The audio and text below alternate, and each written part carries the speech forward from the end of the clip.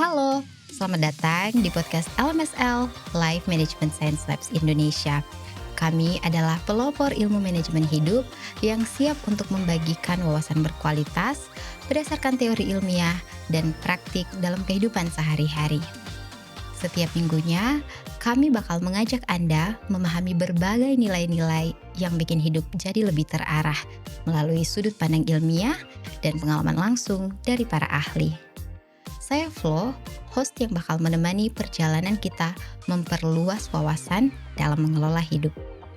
Yuk gabung bareng kita untuk belajar bersama, eksplorasi, dan berkembang menuju hidup yang lebih maksimal dan memuaskan.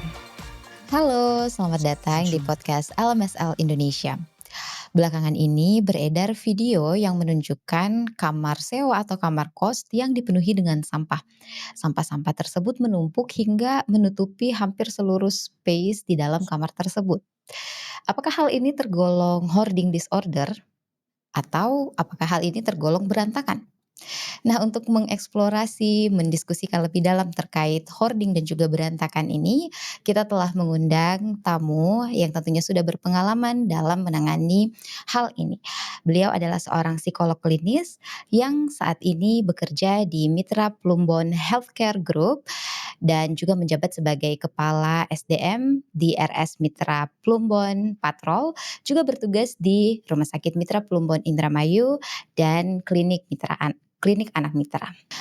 Beliau memiliki keahlian di bidang psikologi kesehatan, khususnya gangguan mental seperti depresi, kecemasan, skizofrenia, gangguan kepribadian, adiksi, dan juga gangguan adjustment seperti OCD dan juga hoarding disorder.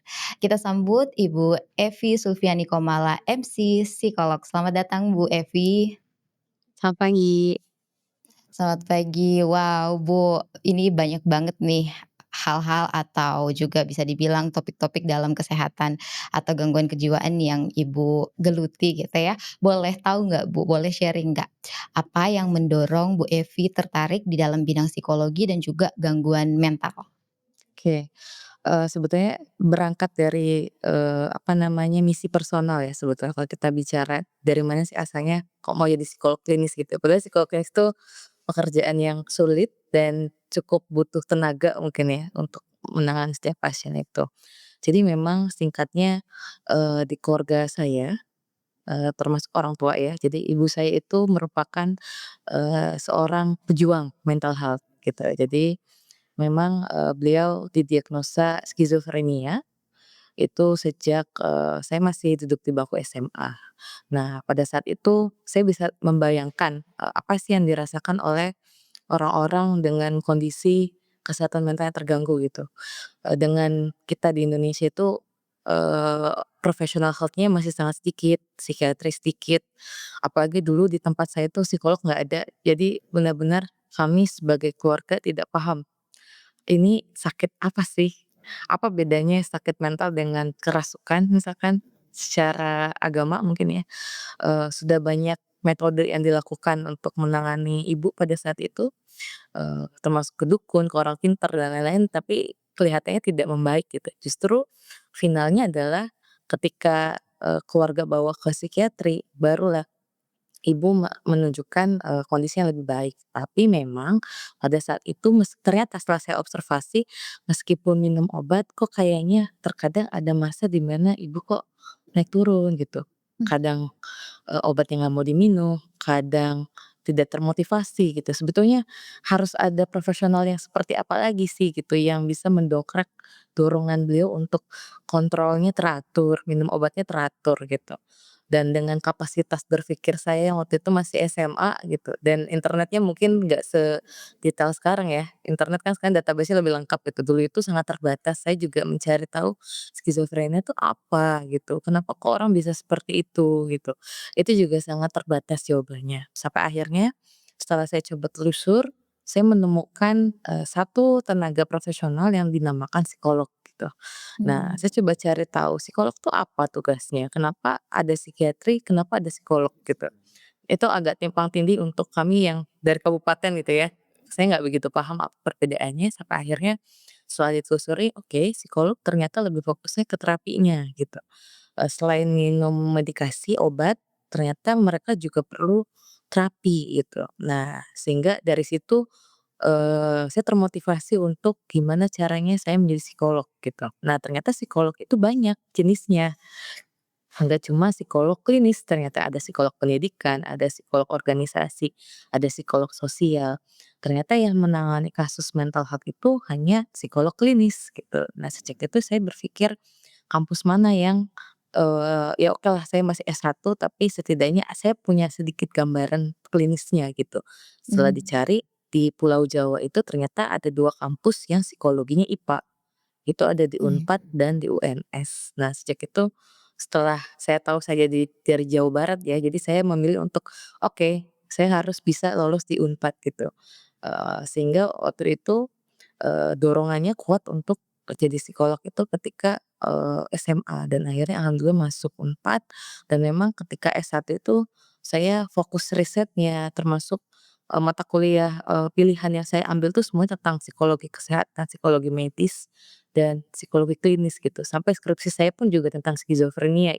Karena oh, saya memang, menekuni ilmu itu dan saya juga mhm, magang di RSJ juga ketika S1. Jadi benar-benar, sudah seminat itu untuk klinis dan memang alhamdulillahnya setelah lulus S1 saya mendapatkan gambaran yang lebih detail gitu tentang apa yang harus dilakukan dengan kondisi ibu saya pada saat itu.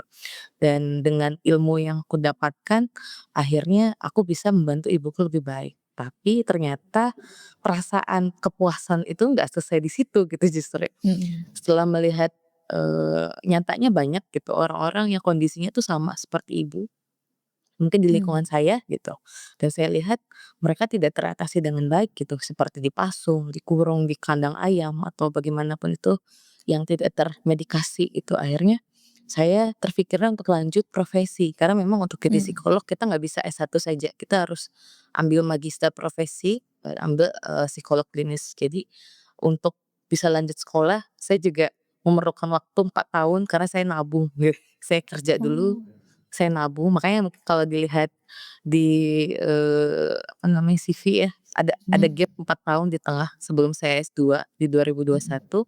Jadi saya kerja di rumah sakit. Memang saya udah kerja di Mitra Kumbon sejak beres S1 dan saya break dulu, mhm, dari pekerjaan setelah 3 tahun kerja untuk lanjut S2 di klinis dan kembali ke Unpad gitu. Setelah itu baru merasakan bahwa, oh ya, jadi psikolog klinis tuh baru saya merasa puas gitu karena mhm, saya menemukan orang yang sama seperti ibuku, menemukan mhm, keluarga yang mungkin sama bingungnya seperti aku dulu gitu dan itu mhm, sangat membantu sekali, apa ya, saya merasa happy gitu bisa menolong mereka dan, bisa sharing karena ibaratnya ilmu yang saya berikan ke klien itu nggak cuma kontekstual atau textbook aja gitu, tapi berdasarkan mhm. pengalaman yang udah saya alami sendiri itu dalam menangani orang dengan gangguan mental gitu. Jadi mungkin secara singkat seperti itu ya, historinya gitu, kenapa kok jadi psikolog klinis gitu, seperti itu, Mbak Pro. Ini benar-benar misi personal yang ternyata juga tidak hanya di dalam, eee, kehidupan keluarga sendiri, tetapi akhirnya panggilan itu datang untuk membantu orang lain juga di luar keluarga sendiri ya, Bu Evi. Iya betul. Wow, keren banget. Kita masih pengen nih mengenal Bu Evi lebih dalam lagi selain dari latar belakang kenapa Bu Evi punya ketertarikan dengan bidang psikologi dan juga gangguan mental, kita juga Mhm. pengen tahu apa saja hal-hal yang mungkin menjadi favorit atau kegemaran Bu Evi nih, atau mungkin, hal-hal yang masih membekas di hati Bu Evi dan juga memberikan inspirasi dalam Bu Evi berkarya. Nah, kita akan masuk di dalam segmen Have You Met Evi Sulfiani Komala FC Psikolog. Mungkin saya pengen tanya, apa nih buku yang menjadi favoritnya Bu Evi atau mungkin buku yang terakhir kali Bu Evi baca dan itu memberikan banyak motivasi nih buat Bu Evi? Oke, kalau buku sih sebetulnya, eee, saya tuh tipe yang suka baca semacam bukunya bukan yang berat ya, tapi sebenarnya kadang juga saya suka baca-baca yang misteri-misteri. Tapi kalau membekas, itu memang ada satu buku yang waktu itu masa down saya ya mungkin transisi 4 tahun saya setelah S1 itu kan saya berpikir bagaimana caranya untuk jadi psikolog klinis gitu, Mhm, dengan budget yang mungkin saya perlu sedikit, menabung untuk bisa kuliah lagi, dan di situ juga masa-masa di mana saya merasa agak sedikit menyerah gitu. Kayaknya ini agak susah ya untuk jadi psikolog gitu, karena biayanya cukup besar dan tabungan saya belum cukup gitu. Pas itu mhm, karena saya lagi mungkin mood-nya kurang baik gitu, saya coba pergi, ke toko buku di daerah Cirebon mungkin ya. Waktu itu saya lihat ada buku yang menurut saya bagus gitu, mhm, itu bukunya dari Henim Sunim. Sebetulnya Henim Sunim itu memang terkenal ya, beberapa orang yang suka buku psikologi pasti suka baca buku beliau. Tapi ada satu buku yang menurut saya tuh itu ngebekas banget, judulnya Love for Imperfect Things. Jadi gimana sih caranya kita tuh mencintai sesuatu yang nggak sempurna gitu. mmm, Nggak sempurna tuh dalam artian, ya memang hidup ini, ya kita punya keinginan ya, keinginan mhm, untuk A, keinginan untuk B, tapi kan terkadang, ada timing-timing tertentu ya pada akhirnya kita nggak selalu mencapai itu gitu. Contoh katakanlah harapannya beres S1 pengen langsung S2 misalkan ambil mhm, psikolog klinis, tapi kenyataannya ya nggak langsung seperti itu gitu. Kenyataannya saya harus kerja dulu gitu, nabung iya, dulu gitu, baru saya bisa lanjut sekolah. Karena memang waktu itu, apa namanya, di Unpad itu tidak ada beasiswa LKDP. Jadi, mhm, hanya ada, ya udah bayar umum aja gitu. Jadi mau nggak mau saya nabung. Dan di tengah-tengah huru-hara itu ketika ngebaca buku Henning Sunim saya melihat perspektif lain gitu bahwa, ya nggak apa-apa untuk kamu telat sedikit, nggak apa-apa untuk kamu harus usaha sedikit gitu, karena bukan berarti keterlambatan atau penundaan yang terjadi itu menandakan bahwa kamu nggak mampu gitu. Bisa jadi itu tujuannya biar kamu lebih siap gitu, lebih mungkin bisa mengejar, apa yang akan kamu lakukan, dan memang setelah aku validasi apa yang ditulis tuh bener gitu, karena mungkin karena sebelumnya saya udah pernah kerja 3 tahun, ketika saya, masuk maper kuliah mmm, magister, itu jujur nggak begitu kaget karena memang kita banyak praktik, banyak, kalau kuliah profesi itu kan lebih banyak praktiknya ya. Saya praktik di RSJ, di puskesmas, dan karena saya udah lama kerja di rumah sakit itu sama sekali nggak bikin syok gitu. Jadi cukup bisa meng-handle situasi yang terjadi ketika praktik, sehingga alhamdulillahnya saya lulus, lumayan cepat gitu ketika S2 itu, bahkan mungkin boleh dikatakan saya yang lulus pertama seangkatan gitu pada saat itu, heeh. Karena saya merasa tes yang saya jalani ketika kuliah magister tuh, kok lebih landai dibanding saya kerja gitu, karena waktu kerja mungkin lebih hektik gitu ya. Pas S2 tuh justru lebih lebih landai, dan memang betul berarti menurut buku itu, ketika kita telat bukan berarti kita tuh nggak bisa, justru kita lagi dilatih gitu di mhm. situ, lagi digodok sehingga pas kita achieve ke jalan itu akhirnya kita bisa lebih cepat ngerjainnya gitu. Itu sih buku yang lumayan berkesan buat aku. Seperti ini ya, Bu, seperti, busur panah, anak panah ditarik ke belakang Iya, supaya dia bisa melesat lebih jauh mhm, lagi. iya betul. Keren banget, Bu. Lalu kalau film mungkin, Bu, apa nih film yang mungkin masih berkesan di ingatannya Bu Evi? Kalau film itu, saya ingetnya waktu apa namanya, waktu saya SMA itu ada ya, Mhm, itu sebenarnya lucu sih, ini film film pertama yang saya tonton di bioskop. Jadi memang mhm, saya kan emang asli Indramayu, dan di sini tuh dulu nggak ada bioskop. Sekarang mhm, mungkin udah ada, kita harus ke kota sebelah untuk nonton gitu. Nah waktu itu saya pulang sekolah naik motor sama temen saya, kita nonton Five Centimeter ya, tahun 2012, berarti udah lama banget ya. mhm, Sebenarnya Five Centimeter itu 5 sentimeter tuh filmnya sederhana sih, ya film adventure gitu sih, adventure tentang segerombolan orang yang mau naik gunung gitu. mhm, Mau naik gunung, tapi ya memang betul pas mau naik gunung tuh banyak dramanya gitu, dari mulai, eee, konflik antar teman, sampai mungkin konflik dengan apa, ada rintangan dari alamnya gitu. mhm, Kayak perubahan cuaca, perubahan situasi yang mau nggak mau mereka tuh harus, "Ya gimana nih caranya aku ke atas, apa mau nyerah pulang aja turun gunung atau mau lanjut ke atas lagi?" Gitu. Nah mhm, pas saya lihat tuh, di film itu tuh saya agak samar-samar karena saya belum rewatch lagi. Mhm. Intinya ada scene yang agak berkesan ketika naik udah hampir nyampe ke atas tuh, Mhm. ada batu-batu besar yang gelinding ke bawah gitu. Jadi itu kan udah melukai banget ya, mereka udah Oh. terluka, udah, apalagi ya, terluka kena timpahan batu dan lain-lain, itu kan sangat berbahaya gitu. Tapi daripada memilih turun dan menyerah, mereka justru saling nguatin gitu. Nah itu unik sih, maksudnya benar-benar mental mereka secara mental itu berarti kuat gitu untuk saling support ke teman-temannya, "Ayo bisa, ayo dikit lagi bisa, ayo pegang tangan aku, ayo kita bisa ke atas juga." Sampai akhirnya mereka bisa naik gitu. Nah di situ mungkin pas saya nonton tuh saya momennya lagi ya persiapan mau S1 ya, waktu itu Mhm. ikut, mau coba-coba daftar SNMPTN zamannya saya dulu ya. Sempet kepikiran untuk, mencari tahu gimana caranya dan memang, jujur ketika saya mau daftar psikologi Unpad itu, ya banyak yang meremehkan sih sebetulnya. Karena di SMA saya itu pada saat itu yang lulus Unpad psikologi itu cuma satu orang dan memang dia di Mhm. atas saya 1 tahun. Dan teman-teman yang lain tuh, selalu mencoba untuk, "Ayolah Vi realistis," gitu. "Itu tuh jurusan yang kamu agak susah, itu susah loh masuk psikologi Unpad itu, emang Iya. kamu mampu?" Gitu. Dan di situ dengan, apa ya, ketika pas nonton film itu saya mikir kayak, "Ah kayaknya nggak mungkin nggak bisa, pasti ada jalannya," gitu. "Kayaknya ada celah lain lah yang setidaknya saya bisa ke arah situ," gitu. Jadi, kemungkinan itu selalu ada gitu.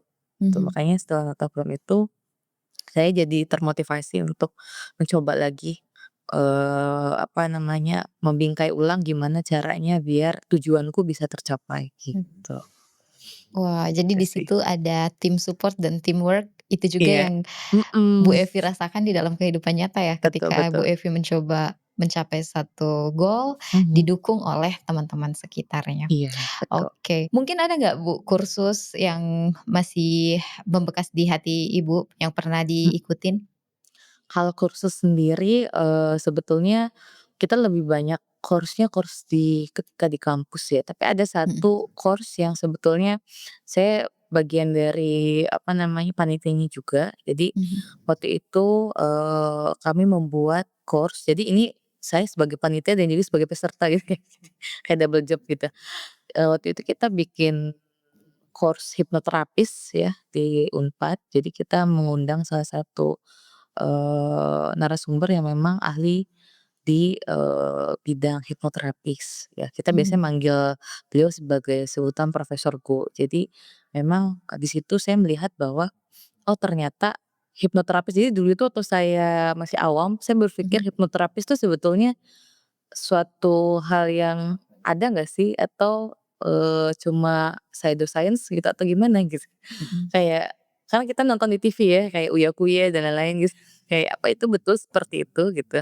Ketika ditempel kita terhipnotis dan kita hilang sadar gitu atau bagaimana sebetulnya secara secara sainsnya seperti apa. Nah, course Mhm. itu memberikan pandangan saya bahwa, oh, hipnoterapi itu, sebuah teknik loh sebetulnya dan itu Mhm. bisa digunakan untuk orang dengan kondisi tertentu gitu. Kayak misalkan gangguan kecemasan yang berat gitu atau ada Mhm. individu dengan, fobia itu ternyata bisa terbantu dengan hipnoterapi dan hipnoterapi juga tidak sesimpel kita cuma nepuk bahu gitu, ternyata ada stage-nya gitu, ada tahapan Mhm. untuk bisa, membuat individu tuh masuk ke dalam alam bawah sadar itu ada Mhm. tahapannya karena secara sains, ada gitu di neurologi itu, kita memang ada titik-titik sadar nggak sadar, prasadar, dan bawah sadar gitu. Jadi itu Betul. ternyata bisa diatur gitu secara, saintifik gitu dan di situ saya belajar bahwa, oh ya ini cukup cukup menarik dan Mhm. di situ juga kita lakukan simulasi juga dengan peserta lain dan memang, works gitu, terjadi Mhm. dan bisa gitu untuk diaplikasikan di kehidupan sehari-hari. Mungkin untuk praktis ke depannya ke pasien itu akan lebih baik gitu. Itu cukup, membekas sih karena memang menjawab Mhm. pertanyaan remeh saya tentang hipnoterapi itu emang ada seperti itu. Dan mungkin juga Mhm, hipnoterapi ini bisa diimplementasikan untuk membantu orang yang seperti topik kita saat ini ya, betul, hoarding bisa disorder. jadi ya. Mungkin Heeh, nanti Bu Evi bisa melakukan penelitian terkait itu, lalu kita semua bisa tahu hasilnya. Heeh heeh Oke, Bu, heeh. dari semuanya itu dari buku tadi, film, sampai juga kursus, apa nih pelajaran berharga yang Ibu akhirnya petik dan mungkin itu memotivasi Ibu dalam berkarya? Oke, sebetulnya sih sederhananya mungkin, eee, terus belajar kali ya, Mhm, belajarannya. Kadang kita tuh merasa, ketika udah ada di titik ini, ya sudah gitu merasa ya udah puas gitu bahwa ya udah ini udah cukup sesuai dengan tujuan saya misalkan jadi psikolog klinis. Tapi ternyata kenyataannya ketika ya udah jadi psikolog klinis, ilmu saya tuh kopong banget gitu tuh. Kayak kosong ternyata masih banyak celah yang harus diisi gitu. Gimana caranya tetap tetap, memahami apa yang, terjadi situasi entah sehari-hari atau yang dihadapkan dengan pasien itu, kita perlu terus belajar gitu, terus belajar, mmm. terus, upgrade diri sendiri gitu. Dan tentunya nggak, apa ya, berlatih untuk membangun mentalitas yang lebih fleksibel, lebih, terbuka gitu, nggak yang rigid gitu, kayak ya udah segini mah cukup, tapi, fleksibel, ayo gimana nih ngembanginnya. Kemudian ketika tahu ada tantangan, ternyata ngembangin agak susah ya, banyak Mhm. tantangannya, ya udah gimana caranya kita membangun, kekuatan untuk ayo bangun lagi, ayo kita semangat lagi gitu, itu kan juga salah satu hal yang harus dilakukan juga, gitu. Wow, jadi Mhm. tetap belajar dan beradaptasi dengan fleksibel ya, Bu? Iya betul. Wow. Oke, kita pengen masuk nih ke dalam pembahasan tentang hoarding, karena tadi kita udah mendengarkan nih sharing Bu Elvi tentang, bagaimana Bu Evi menyukai bidang psikologi, gangguan mental, lalu juga film-film, buku-buku yang Mhm. menjadi favoritnya Bu Evi. Mungkin kita pengen tahu nih Bu, ketika kita sudah masuk nih ke dalam bidang yang diminati oleh Bu Evi tentang gangguan kesehatan, kita pengen tahu tentang hoarding dan juga berantakan. Apakah dua hal ini sama atau ada perbedaannya secara psikologis? Nah, sebelum kita masuk ke dalam obrolan tentang itu, mungkin kita pengen tahu dulu nih definisi dari hoarding itu sendiri. Tetapi kan hoarding ini berkaitan juga dengan rumah ya, seperti tadi yang saya sudah sampaikan bahwa banyak video, ada beberapa sih, video yang beredar menunjukkan kamar yang sangat berantakan, bukan berantakan lagi tapi benar-benar menumpuk sampah-sampahnya di dalam. Nah, itu berkaitan dengan bagaimana dia mengelola rumah. Tetapi, sebenarnya kalau dari sudut pandang Ibu nih mendefinisikan penataan rumah itu atau home organization itu apa sih, Bu? Oke, mungkin lebih ke bahasa yang sederhana ya. Soalnya Mhm, kalau menurut pandangan saya sebenarnya kalau home organization memang, apa namanya, aspeknya secara umum kalau yang dipahami intinya itu kita mencoba untuk melakukan penataan penataan mhm, rumah. Jadi gimana caranya, mengatur, menyusun, merapihkan ruangan gitu sehingga rumah itu serasa lebih efisien. oke, Fungsi-fungsinya lebih jelas, misalkan kayak di ruangan ini harus ada barang apa aja sih, kita lihat dari fungsinya gitu, dan kenyamanannya gitu. Kemudian, tujuannya juga selain untuk melihat fungsi, kenyamanan, itu juga untuk bikin ya lingkungan rumah kita tuh lebih terorganisir gitu, lebih, meminimalisir tadi ya, mungkin yang dibahas di awal, mhm, keberantakan gitu, meminimalisir adanya kondisi berantakan dan memaksimalkan penggunaan ruang yang ada gitu.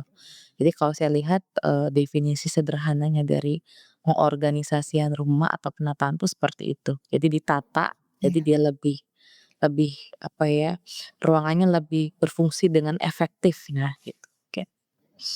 Oke, jadi penataan ini erat kaitannya dengan fungsi rumah itu ya, bagaimana Heeh rumah akan difungsikan. Lalu heeh selanjutnya hoarding nih Bu, tadi, heeh, sudah sempat menyinggung berantakan, tetapi kalau misalkan kita bicara hoarding apa tuh Bu? oke. Ini mungkin nanti selanjutnya nanti kita mungkin lebih bahas lebih detail ya terkait hoarding-nya. Mhm, Kalau bikin bahasa sederhananya, hoarding tuh, dia merupakan bagian dari gangguan. Karena kan nanti mmm, karena dia sudah masuk ke DSM ya atau diagnosis, mental illness lah. Jadi, tata laksana diagnosa itu dia udah masuk di DSM-5, hoarding mhm, disorder tuh sudah bukan menjadi fenomena, tapi sudah menjadi suatu, gangguan gitu, disorder mhm, gitu. disorder seperti apa hoarding itu? Intinya sih secara sederhana, merupakan suatu perilaku yang ditunjukkan, kepada diri individu itu dia melakukan apa, penimbunan. Jadi, Oke. melakukan penimbunan barang secara ekstrim. Nah, jadi nggak cuma nimbun, beda dengan kolektor ya. Kalau kolektor kan Mhm, memang dia mengoleksi, ya kan mengoleksi kan kalau ada barangnya dikoleksi, kalau nggak ada ya udah. Tapi kalau mhm, hoarding dia benar-benar ditimbun barangnya secara ekstrim. Berarti kan ekstrim itu lebih banyak, sangat banyak barang yang ditimbun. mmm, Dan, penimbunan ini terjadi bukan karena suatu hal berkaitan dengan pengorganisasian barang yang kurang, tapi memang karena mhm, disorder, karena gangguan psikologis gitu.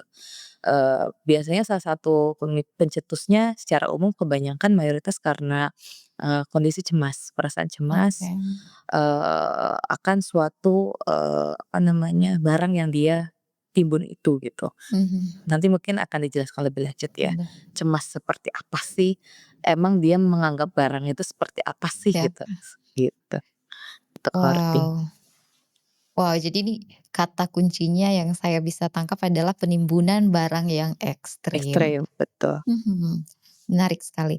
Kalau misalkan kita cari korelasinya nih Bu, hubungan Mhm mhm. antara, home organization dan juga hoarding ini bagaimana didapatkan, korelasinya? Oke, kalau tadi kan sebetulnya, penataan rumah itu lebih ke bisa jadi bagian dari, intervensi mungkin ya, salah Mmm, satu cara teknik yang mungkin bisa dilakukan untuk, mengintervensi atau, mengobati kondisi hoarding gitu. Atau mhm, mungkin juga bisa apa ya, atau mungkin bisa disampaikan bahwa, ya orang yang hoarding itu mereka kesulitan untuk melakukan home organization gitu. mhm, Heeh, jadi susah untuk jangankan melakukan penataan gitu, bahkan mengontrol impulsnya, dorongan mereka untuk menimbun barang aja susah gitu. Kalau mhm, orang yang bisa melakukan home organization itu kan mereka mungkin secara mental lebih sehat ya, kayak misalkan beli, oke, ini sofanya yang ini aja, yang harga sekian, yang bentuknya sekian, biar nanti anak-anak bisa duduk di situ nyaman misalkan. Atau beli kursinya yang begini biar nanti Bude atau Pakde duduk enak gitu, nonton TV-nya nggak sakit punggungnya gitu. Dan letaknya di sini jangan dekat cahaya panas misalkan, itu kan lebih tertata dengan tujuan memang untuk kerapihan. Tapi justru mhm, kalau hoarding, mereka tidak terfikirkan untuk, melakukan itu. Justru mhm, barang-barang yang dikumpulkan tidak jelas manfaat dan fungsinya, dan mereka hanya mengumpulkan atas dasar ya impuls, dorongan dan juga, apa namanya, perilaku yang tidak terkontrol gitu. Dan oh, mungkin home organization ini bisa jadi salah satu, terapi ya yang mungkin mhm, bisa dilakukan secara sederhana untuk orang-orang dengan ya entah indikasi atau ya memang mhm. sudah mengalami, diagnosa tetap bahwa dia adalah hoarding disorder. Wow, jadi teknik-teknik di dalam home organization Heeh, ini bisa digunakan sebagai intervensi buat membantu mereka yang hoarding ya? bisa. Oke. Apa nih pentingnya kita mengetahui, tadi kan kita udah bicara beberapa nih banyak tentang Heeh heeh. hoarding, tetapi juga tadi, kita sempat menyinggung yang namanya berantakan. Kalau misalkan manfaat kita mempelajari kedua hal ini apa nih, Bu? Oke, antara hoarding dan berantakan ya. Mhm, Kalau berantakan, itu kan sebetulnya, apa namanya, bisa jadi karena, ada 2 kemungkinan. Orang mhm, ini hoarding atau memang ya sesimpel memang berantakan saja gitu. mhm, Rumah itu kan dikatakan berantakan karena, penempatan barangnya mungkin nggak sesuai dengan tempatnya, mhm, pengaturan ruangannya mungkin agak sedikit melenceng dari awalnya gitu. Misalkan sepatu harusnya di rak, sepatunya jadi di lantai gitu. Kursi yang tadinya harus berdiri dia, terentang atau posisinya agak miring gitu, itu kan berantakan. Atau tadinya nggak ada sampah jadi ada sedikit sampah. Dan sebetulnya berantakan itu masih bisa atur gitu, mhm, dengan ya kita bersihkanlah gitu, apa namanya, ruangan yang berantakan itu dan masih bisa perbaiki gitu, ruangan yang mmm, berantakan itu menjadi lebih rapih misalkan.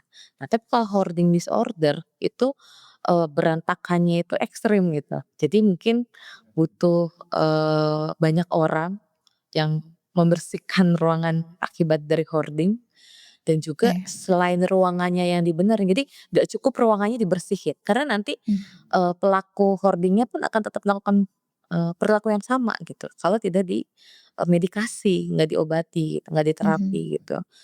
Jadi, pendekatannya nggak cuma ruangannya saja, tapi juga Mhm. pemiliknya juga harus diintervensi, gitu. Kalau berantakan kita bisa mengintervensi ruangannya saja katakanlah. Bisa jadi pemiliknya ya masih sehat secara mental Mhm. gitu. Ya kalau hoarding nggak cukup kita beberes, atau, apa namanya, bersih-bersih, "Ayo se-RT beresin rumahnya," si ibu, si bapak A yang Mhm. kayaknya sampahnya ekstrim banget, tapi itu nggak cukup kalau kita nggak terapi juga yang bersangkutan, gitu.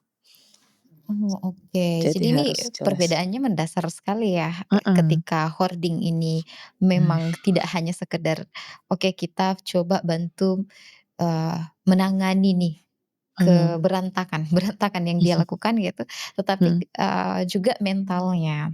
Sedangkan betul, kalau orang yang berantakan, mungkin saja kita bisa bantu di mhm, bagian berantakan yang dia iya, lakukan, tetapi mungkin secara mental dia baik-baik saja. Kita sudah bicara tentang perbedaannya, lalu juga, apa itu hoarding, apa itu berantakan, dan juga tadi Ibu sudah sempat mengatakan bahwa orang yang hoarding bisa jadi karena ada faktor pemicunya yaitu kecemasan.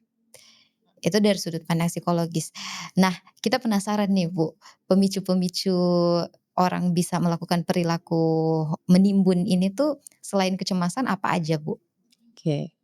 Nah, sebetulnya, kecemasan itu adalah bagian dari, sebab akibatnya. Jadi nanti Mhm. saya coba dinamikakan ya. Jadi kalau di psikologi itu kita nggak bisa menggambarkan satu gangguan itu menjadi akibat A, akibat B. Nah, Oke. cemasnya itu pasti ada penyebabnya. Jadi dia ada rantainya gitu. Ada peristiwa misalkan emosi, emosi jadi hoarding. Nah, itu bisa seperti itu.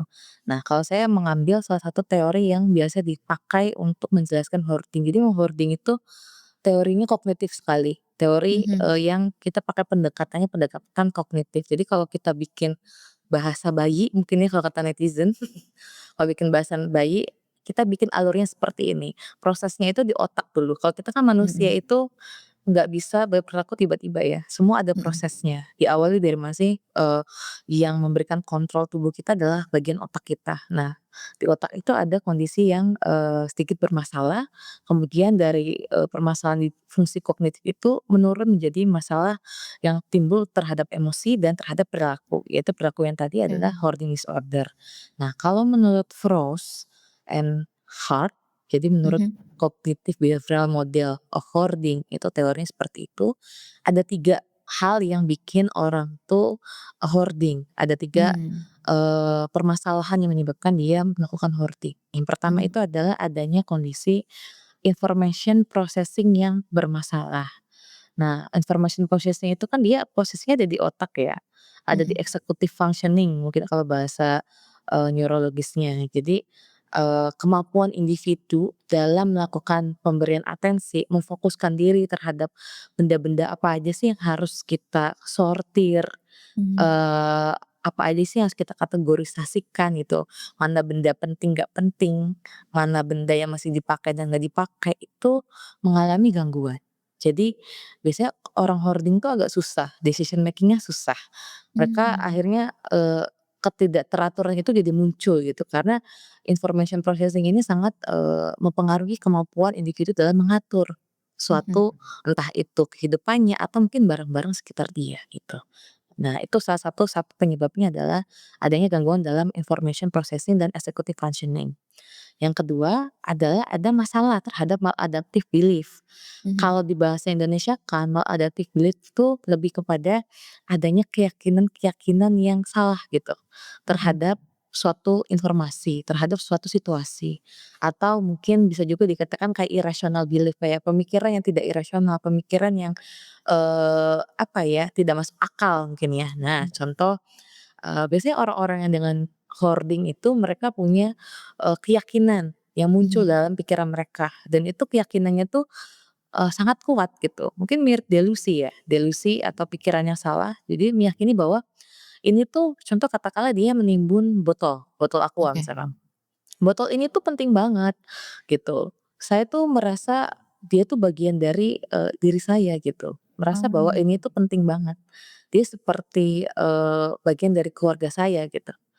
Jadi, kalau misalkan botol ini hilang, diri saya hilang, gitu misalkan. mmm, Atau, misalkan apalagi, tidak boleh ada orang lain yang menyentuh, botol saya gitu, karena mmm, saya bertanggung jawab penuh akan, botol ini gitu. Kalau botol ini hilang, berarti saya sangat berdosa, saya sangat salah gitu. Jadi setidak rasional itu pemikirannya mhm, gitu, sesangat irasional itu. Mungkin kalau untuk kita yang mentalnya health gitu, mhm, sehat, ya kita nggak akan terfikirkan seperti itu gitu kan. Pasti mikirnya botol udah habis, kotor, ya buanglah orang banyak penyakit iya, misalnya. Tapi individu dan hoarding itu nggak bisa. Mereka justru merasa value-nya botol bekas ini tuh sangat tinggi gitu. Bahkan mhm, ketika aku menghilangkan botol ini, itu sama aja aku menghilangkan diri saya. Atau misalkan satu lainnya, dia tidak menimbun botol, katakanlah menimbun berkas. Ada berapa mhm, kasus, apa namanya, individu itu dia menimbun kertas-kertas dokumen misalkan, hoarding kertas dokumen. Dia merasa bahwa kertas dokumen itu penting gitu. mmm, Ada bagian dari diri saya yang terlibat pada kertas ini, atau kertas ini akan mempengaruhi kehidupan saya misalnya. Kalau nggak ada kertas ini nanti hidup saya akan hancur misalkan. mhm, Kertas ini ada dokumen-dokumen apa, misalkan skripsi, tesis penting gitu. Padahal ya katakanlah kita juga tidak tahu itu masih digunakan atau tidak gitu. mmm, Karena kan kita udah mencetaknya dalam bentuk skripsi gitu, tapi merasa bahwa data-data penelitian itu penting gitu. Jadi mhm, ditimbun, nggak dibuang, merasa penting gitu, merasa ingin disimpan. Karena, apa namanya, kalau itu hilang, ingatan saya pun hilang gitu terhadap prosesnya gitu. Karena saya mhm, merasa dengan adanya tumpukan, kertas ini sama dengan saya menyimpan ingatan-ingatan saya terhadap, memori mmm, perkuliahan misalkan. Atau mungkin barang-barang orang yang, biasanya individu yang trauma ya, trauma karena kehilangan individu, misalkan mhm, kehilangan orang yang dekat, orang yang disayang, misalnya pasangan atau anggota keluarga yang lain, dan barang-barang dari pasangan atau anggota keluarga yang lain itu tidak dibuang atau tidak berikan ke orang lain, tapi dipilih untuk ditimbun karena merasa bahwa, mhm, ya memori itu ada denganku gitu. Kalau aku membuangnya, memindahkan, apa namanya, si benda ini sama dengan aku melupakan orang yang telah meninggal itu. Berarti aku oh, orang yang berdosa, seperti itu. Seperti itu pikiran-pikiran maladaptifnya, gitu. wow, ternyata, eee, gangguan yang terjadi di dalam kognitifnya itu sangat kompleks ya, Bu, Sangat sampai kompleks, betul sampai mengakibatkan dia menimbun barang-barang yang seharusnya sudah tidak disimpan lagi. Berarti, betul.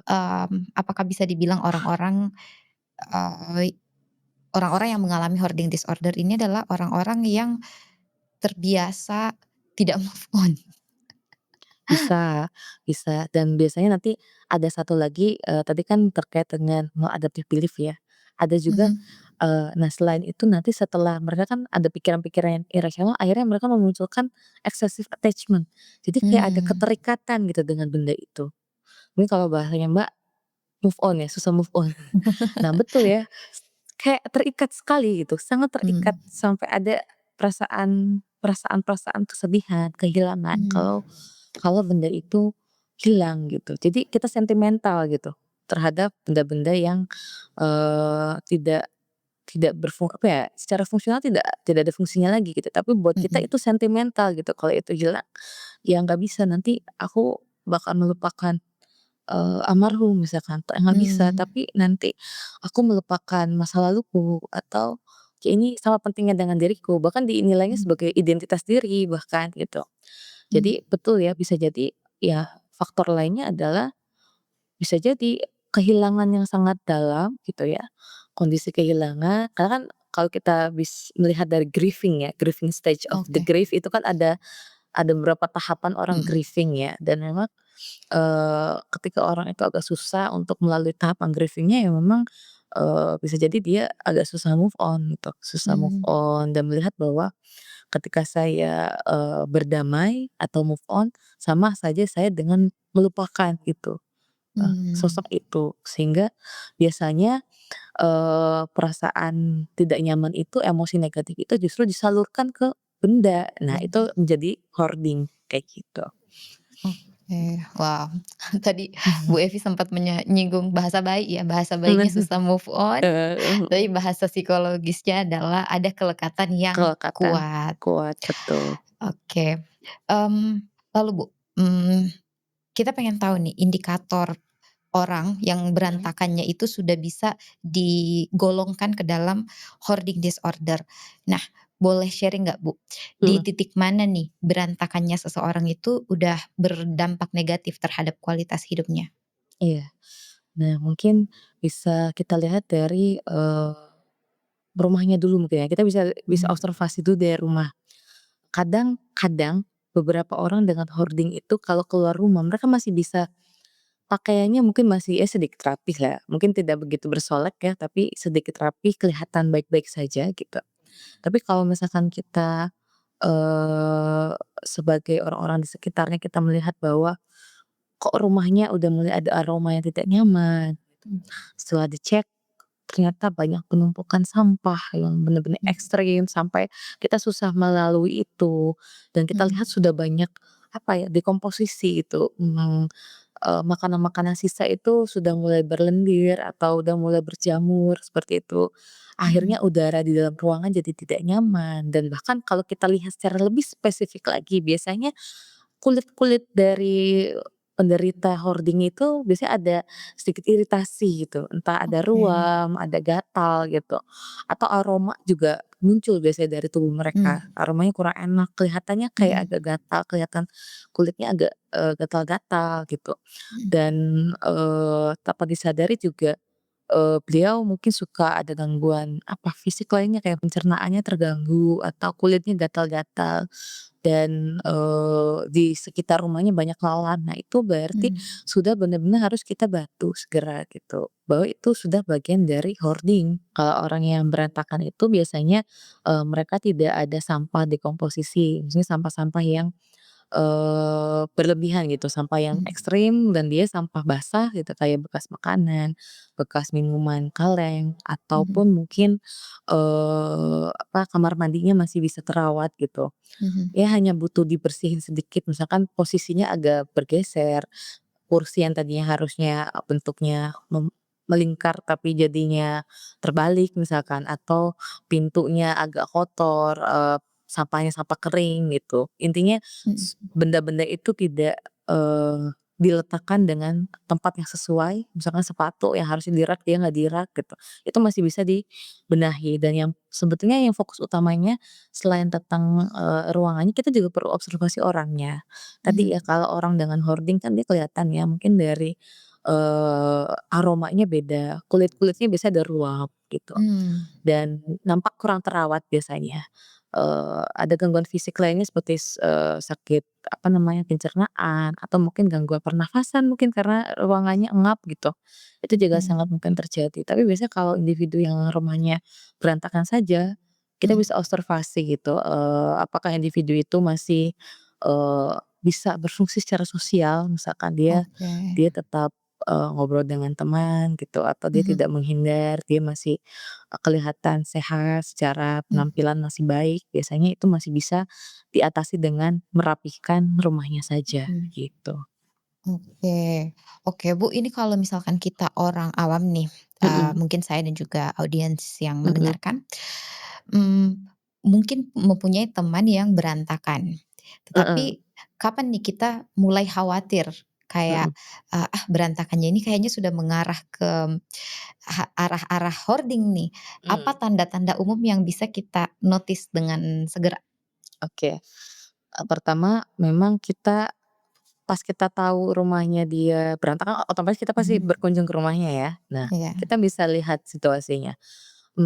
Berantakannya itu tadi apakah cuma hanya bergeser, maksudnya mhm, ada, eee kayak baju tergeletak di lantai atau kursi, atau dia menimbun barang gitu. Contoh katakanlah mmm, ada tumpukan kardus yang signifikan misalkan, kardus ditumpuk-tumpuk banyak banget gitu, tapi kelihatannya kayak nggak ada gunanya gitu kardus itu. Kita bisa coba tanya, misalnya kita coba pancing pertanyaan, "Ini kardus apa ya?" Misalkan. mhm, "Ini, kamu masih gunakan ini kah?" Gitu misal. Kita lihat responnya, apakah dia merespon Kayak, "Oh iya itu, ini nggak kepake, nanti memang rencana mau saya pindahin, mau saya loak," misalkan, "mau saya Mhm, kirim ke tukang tempat sampah," gitu. Atau, "Oh iya itu penting, penting banget." Misalkan dia udah bilang penting, oke coba mhm. kita, kaji lagi. Iya sih. Kalau misalkan itu dibuang gimana gitu? Bisa nggak? Kayaknya itu ngeganggu ya gitu, maksudnya kasihan loh kamu pengap misalkan di ruangan, kita coba pancing. Misalnya kalau Mmm, respon dia, "Nggak bisa, itu tuh penting," gitu. Sepenting itu sampai aku tuh nggak bisa kalau di ruangan ini nggak ada kardus, itu kayak rasanya gelisah gitu misalkan. Nah kalau misalkan dia udah muncul gerak-gerik seperti itu, respon seperti itu, ya mungkin sudah saatnya kita katakanlah itu sebuah indikasi ya, indikasi kan mhm, mungkin secara diagnosa belum bisa ditegakkan tapi sudah ada betul. mengarah ke arah sana gitu. Secara emosi dia sudah menunjukkan tadi, ada attachment, kelekatan terhadap barangnya gitu, merasa bahwa barang Mhm, ini penting, sama pentingnya dengan dirinya sendiri gitu. Nah itu boleh kita coba, arahkan untuk bertemu siapa, misalkan psikolog dulu. mhm, Nanti kalau dari psikolognya, diagnosa tegaknya ternyata hoarding dan mhm. setelah saya observasi, kami observasi ternyata dia nggak cuma butuh terapi, tapi butuh Mhm. medikasi, ya mungkin paralel dengan psikiatri juga, seperti itu.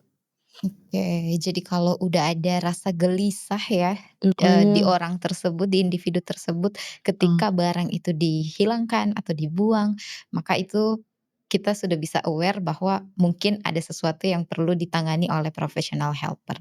mhm, Oke, mmm, terkait resiko yang bisa dialami oleh orang yang menimbun atau hoarding disorder ini, Eee, apa saja tuh, Bu? Mungkin dari segi psikologis, dari segi fisik, atau mungkin dari segi keselamatan fisiknya sendiri?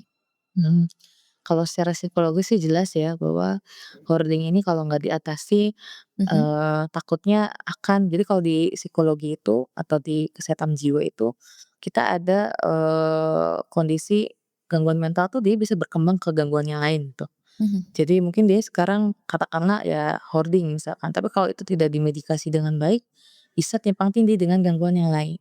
Misalkan munculnya, apa namanya, gangguan kecemasan yang lebih berat, atau mhm, mungkin, kondisi-kondisi lain yang tidak tertangani. Karena khawatirnya hoarding-nya karena tadi contohnya dia ada kondisi berduka, sehingga dia melakukan hoarding.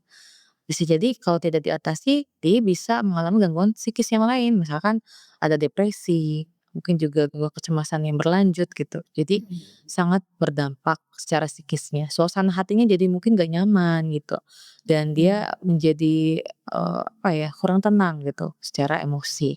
Kalau secara kesehatannya jelas, tadi yang saya bilang kalau orang hoarding biasanya, penurunan fisik ya, penurunan mhm, kesehatan tubuhnya kelihatan. Misalkan dia gatal-gatal, kulitnya jadi gampang ruam. Kenapa sih kok bisa ruam? Jelas ya, karena sampah itu kan apalagi kalau sampah, cair bekas mhm, makanan dilalatin, mungkin ada banyak kecoa misalkan di rumahnya, kan mhm, kecoa itu kan, apa ya, itu bisa bikin iritasi kulit gitu, kecoa itu. betul, Dan itu sangat berbahaya sekali untuk kesehatan, fisiknya gitu. fisik, Selain kulit mungkin pernafasan karena mhm, aroma aroma sampahnya tidak baik ya, jadi bikin sesek atau mungkin, barang-barang yang menumpuk di ruangan itu justru membuat sirkulasi udaranya nggak baik gitu. Jadi mhm, individu pernafasannya pun terganggu dan mungkin bahkan ke, apa namanya, lebih ke pola istirahatnya, jam tidurnya mmm, mungkin terganggu. Jadi tidur tuh nggak nyenyak mungkin ya, beberapa menunjukkan hal seperti itu karena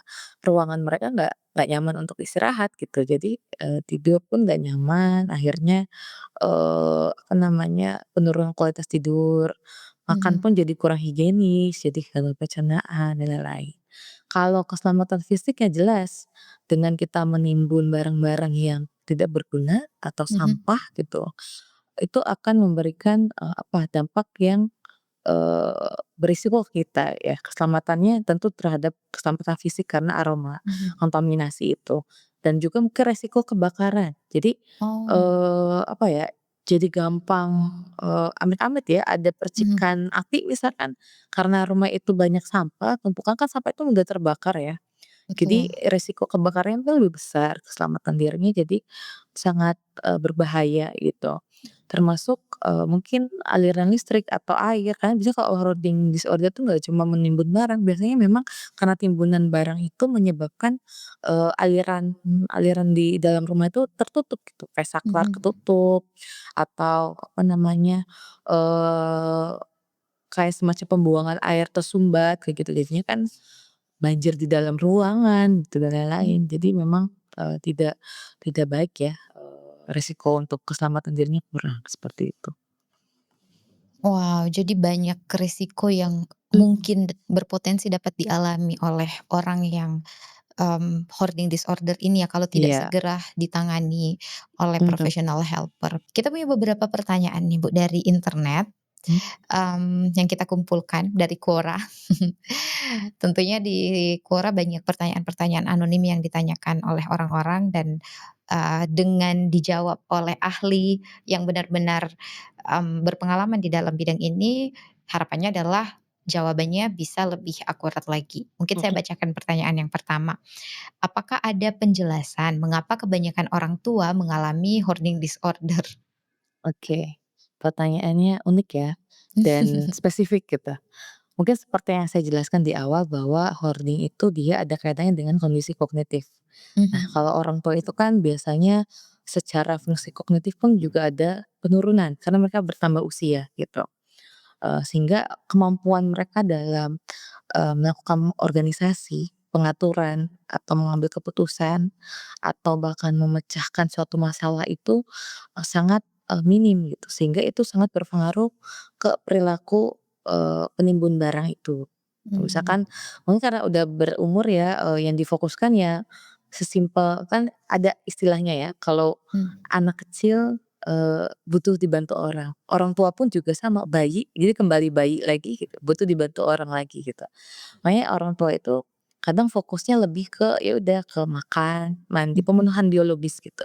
Atau sekedar ya chit and chat ketemu orang gitu, pemenuhan sosial. Tapi mungkin untuk melakukan perorganisasian yang lebih spesifik kayak mmm, barang-barang di rumah aku harus diapakan, itu mereka mengalami defisit, mengalami mmm, penurunan gitu. Sehingga mungkin sulit bagi mereka untuk, melakukan, apa nih, barang mana nih yang harus penting dan mungkin secara tenaga juga ini ya, secara tenaga terbatas gitu karena mmm, udah berumur, memindahkan barang pun sulit gitu. Jadi akhirnya memilih untuk menimbun, seperti itu. Atau iya, bisa jadi juga ada faktor lain misalkan, tadi saya bilang merasa ada kelekatan dengan, bendanya. Karena kan kalau seiring berjalannya usia melihat bahwa barang-barang itu penting gitu, itu adalah mmm, barang-barang anak saya misalkan.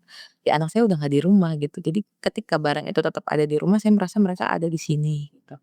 Merasa, mereka, masih dengan saya, ada mhm. kelekatan seperti itu. Sehingga menyebabkan mereka memilih menimbun dibandingkan memfilter mana aja nih yang masih mau digunakan dan mana yang harus kita ya kita bagikan ke orang yang lebih baik membutuhkan gitu, Mhm. seperti itu. Oke, jadi ada penurunan fungsi kognitif dan juga ada faktor penurunan tenaga lah ya, sebagai Iya. orang tua.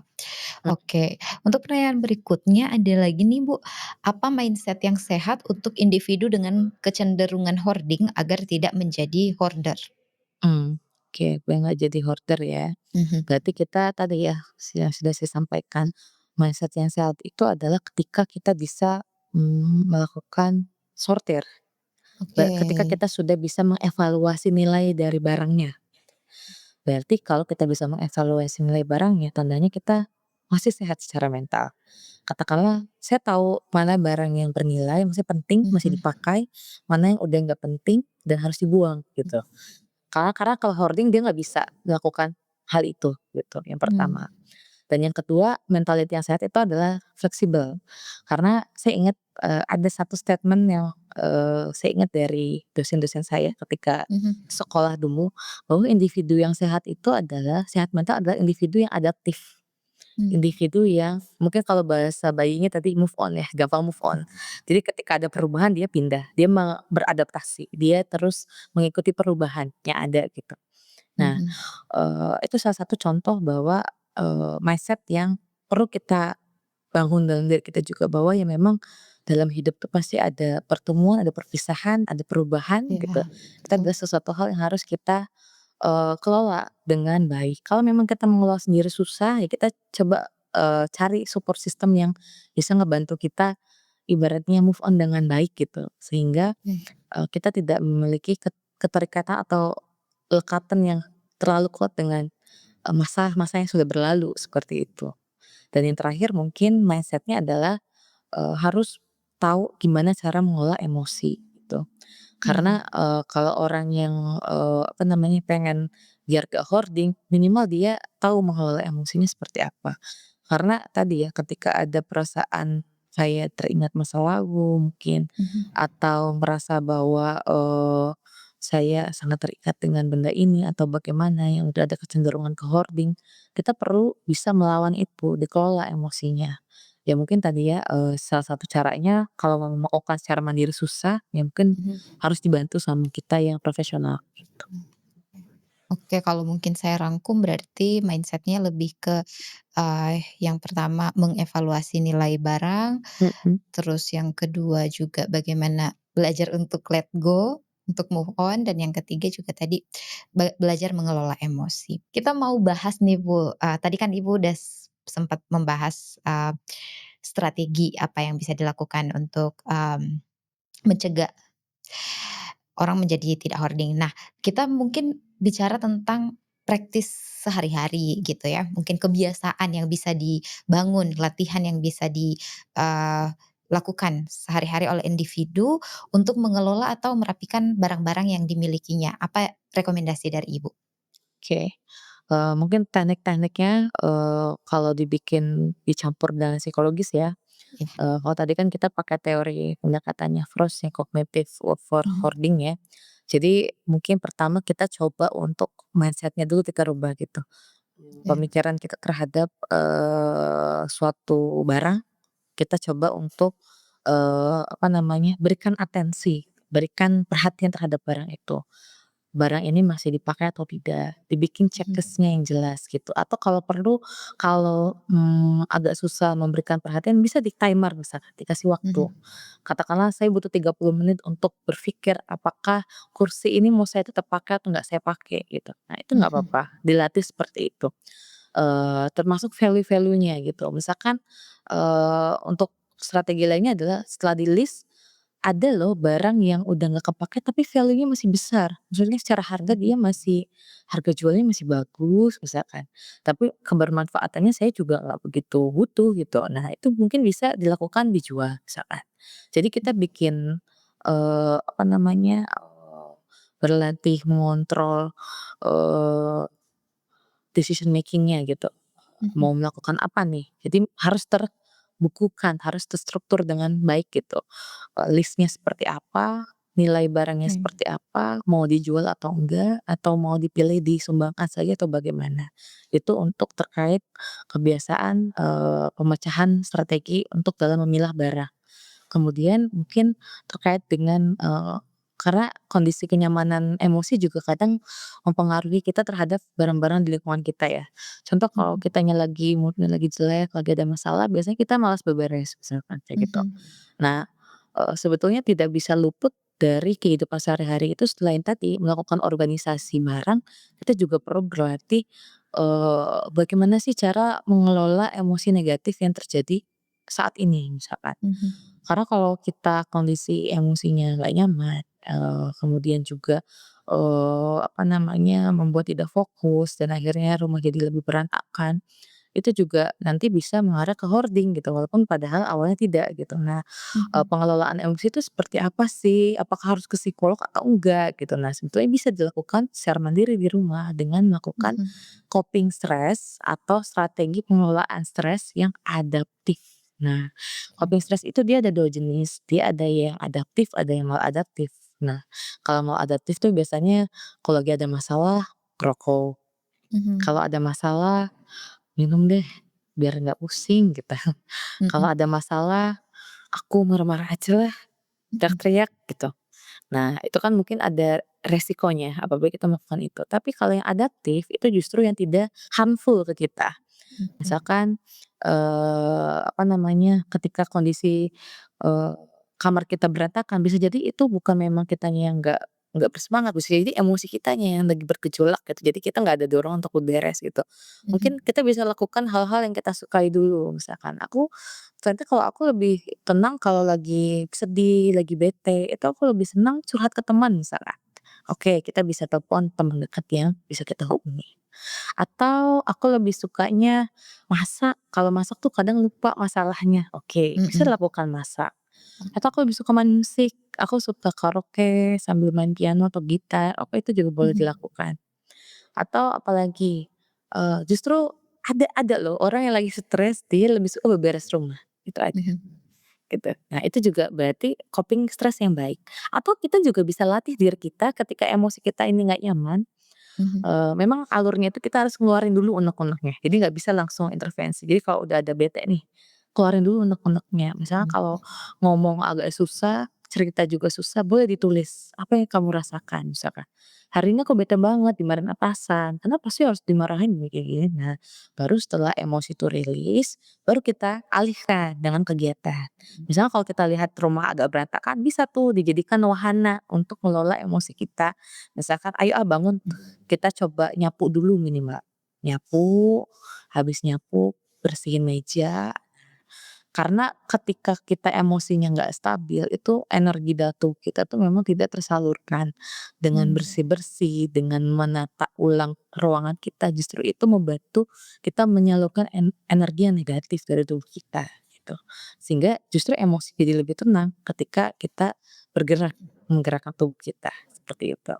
Jadi kebiasaan-kebiasaan yang disarankan ya mungkin tadi ya, mungkin secara kognitif berlatih mensortir, secara perilaku kita juga berlatih untuk, gimana caranya membiasakan diri untuk, eee, membersihkan ruangan kita, gitu. Seperti itu. Wah, menarik sekali ya, Bu. Mhm, Ternyata mengelola emosi ini punya banyak sekali dampak-dampak atau mhm, manfaat yang bisa kita rasakan, termasuk di mhm, dalamnya kita punya energi, kemampuan untuk mengelola rumah kita, mengelola barang-barang kita. mhm, Jadi ber eee, nyambung gitu ya, Bu, antara nyambung, tadi latihan kognitif sama latihan pengelolaan emosi emosi, ini. betul. Oke, mungkin, ada nggak, Bu, kendala atau kayak tantangan gitu yang dapat Eee, dihadapi ketika mencoba mempraktikkan rekomendasi yang Ibu sudah sampaikan tadi? pasti pasti. Kendala itu pasti ada, kenapa? Mmm. Karena biasanya dalam proses merubah, nah merubah Mhm. itu kan merubah suatu kebiasaan ya, misalnya katakanlah saya mah kalau lagi bad mood ya udah aja, rebahan aja di lantai biar kamarku berantakan misalnya. Mhm. Untuk merubah suatu perilaku, merubah suatu kebiasaan itu kan kita perlu pembiasaan. Nah, Betul. sama kayak misalkan saya tuh lebih suka makan gorengan, cireng, bakwan gitu. Tapi saya pengen kurus gitu, tapi kan nggak bisa gitu. Kita harus mau nggak mau harus berubah dengan mengganti makannya gitu, harus banyak Betul. sayurnya, seratnya. Nah, pasti ketika biasanya pagi-pagi nyari gorengan, Mhm. jadinya pagi-pagi harus makan brokoli, itu pasti rasanya nggak nyaman banget gitu. Sama seperti halnya emosi atau kondisi pikiran yang negatif. Biasanya kalau Mhm. lagi marah, kalau lagi sedih pengennya divalidasi aja, "Iya ya kamu sedih ya, ih sedih ya," gitu. Tapi padahal, kita juga perlu loh mengontrol itu gitu. Kita juga harus loh belajar untuk ngontrol emosi kita, mengelola perasaan nggak nyaman kita. Nah mungkin di awal-awal rasanya, "Kok susah ya? Kok aku nggak Mhm. bisa?" Gitu. Kok kayaknya ada titik di mana mau menyerah gitu, mempraktekannya di rumah, ternyata aku nggak bisa loh kalau lagi marah ya udah marah aja, nggak bisa marah sambil beberes. Nah, makanya beberapa intervensi itu dilakukannya nggak bisa cepet. Maksudnya katakanlah Mhm. tadi step-step yang saya berikan tuh nggak bisa diterapkan hanya dalam waktu 1, 2 hari, mungkin kita perlu pembiasaan sekitar 1 bulan. Nah, Iya. biasanya kalau udah 1 bulan walaupun dia agak ups and down gitu, kadang semangat banget, kadang nggak semangat, itu nggak jadi masalah, itu hal yang wajar. Karena kan kita Mhm. dalam proses, merubah diri gitu, ketika mau merubah sesuatu kan pasti ada kalanya kita mampu, ada kalanya kita gagal gitu. Jadi, Betul. it's okay gitu untuk, gagal dan berhasil, yang penting dicoba dan dijadikan suatu kebiasaan gitu, kayak gitu Oke. sih. 30 hari saja diterapkan gitu ya, Heeh, harapannya itu sudah bisa menjadi satu kebiasaan ke depannya. betul. Oke, menarik sekali, Bu. Terima kasih banyak, untuk informasi yang dibagikan sama Bu Evi dan juga pengalaman-pengalaman ya tentunya yang dibagikan juga sama Bu Evi. Kita udah mau masuk ke dalam closing statement. Bu Evi dipersilakan boleh menyampaikan apa yang menjadi pesan-pesan atau mungkin menjadi pernyataan penutup untuk para audiens kita. Silakan Bu Evi. Oke, terima kasih. Kalau saya mungkin ingin memberikan, satu kalimat yang lebih general ya, terkait dengan kesehatan mental. Jadi, mungkin teman-teman di rumah apabila memang merasa, sudah ada indikasi nih, ada perasaan yang tidak nyaman dengan emosi, ada perasaan tidak nyaman dengan diri sendiri, dan mungkin berlangsung lama tapi tidak pernah dicari tahu, solusinya seperti apa. Mungkin saran saya adalah teman-teman harus, berusaha untuk yuk, kita cari pertolongan gitu, ayo kita cari pertolongan. Mungkin gak hanya di hoarding disorder ya, di masalah psikologis lainnya yang terjadi, bisa jadi merasa cemas atau rasa takut, merasa sedih Mhm. berkepanjangan, teman-teman pun juga harus, mulai sadari bahwa itu adalah kondisi yang, apabila dibiarkan itu akan berbahaya. Sehingga teman-teman harus cari bantuan dan harus mau untuk ibaratnya, ya berubah untuk lebih baik gitu. Karena memang berubah itu tidak nyaman pastinya, seperti yang saya bilang tadi perlu waktu untuk berubah, tapi proses itu tidak akan mengkhianati teman-teman gitu. Jadi dengan ada niatan baik dari diri kalian untuk berubah, lebih sehat, lebih happy, itu juga sudah ibaratnya 70% tujuan kalian untuk sehat itu sebetulnya sudah hampir tercapai gitu. Ya penting kita ada niatan ingin berubah dulu gitu. Itu sih mungkin dari saya. Didasari dari niat ya, Bu. Mhm. Oke, selanjutnya apabila teman-teman pengen berkolaborasi, pengen bekerja sama lebih lanjut dengan Bu Evi, bisa menghubungi Bu Evi di mana, Bu? Boleh di Instagram saya evieskomala.psy ya, psi gitu. Oke, jangan lupa mengunjungi akun Instagram Bu Evi. Oke, sampai di sini episode kita hari ini, sampai jumpa di episode berikutnya. Terima kasih telah mendengarkan program podcast LMSL, Life Management Science Labs Indonesia. Untuk menemukan topik menarik lainnya dari 12 topik life management, teman-teman bisa mengaksesnya pada media sosial LMSL seperti YouTube dan Spotify. Kami memiliki banyak topik menarik untuk teman-teman jelajahi. Teman-teman juga dapat berpartisipasi dan membantu mengembangkan konten kami dengan like dan share program ini, serta subscribe ke channel LMSL Indonesia. Dengan begitu, teman-teman turut menjadi bagian dalam pengembangan LMSL Indonesia untuk memberikan wawasan berkualitas kepada semua pendengar. Kunjungi juga lmsl.id untuk mendapatkan informasi lebih banyak terkait produk LMSL Indonesia lainnya. Saya Flo, host podcast LMSL Indonesia. Sampai jumpa di episode berikutnya.